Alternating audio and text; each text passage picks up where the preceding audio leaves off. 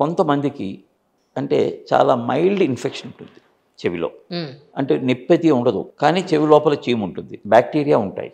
ఆ చనిపోయిన బ్యాక్టీరియా, చనిపోయిన తెల్ల రక్త కణాల నుంచి వచ్చేటువంటి విష పదార్థాలు అంతర్చెవిలోకి ప్రవేశించి ఆ విధంగా కూడా వినికిడి లోపం ఏర్పడుతూ ఉంటుంది. సైలెంట్ ఆటిటిస్ మీడియా అంటాము. ఇలాంటి సైలెంట్ ఆటిటిస్ మీడియాని కనుక మనం ఐడెంటిఫై చేసి యాంటీబయాటిక్ మందులు ఇచ్చినట్టయితే వాళ్ళ పోయిన వినికిడి మళ్ళీ రావచ్చు, ఇంకా ఫర్దర్ డౌన్ కాకుండా ఉండే అవకాశం ఉంటుంది. అంటే నేను ఉదాహరణకి కొన్ని కారణాలు మనం చెప్పుకున్నాం. ఇలాంటివి చాలా ఉంటాయి.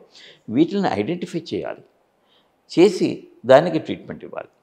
ఒకవేళ ఇది తగ్గని అంటే బాగు చేయలేనటువంటి వినికిడి లోపం అయినట్టయితే కనుక అప్పుడు వినికిడి సాధనాన్ని అమర్చాలి.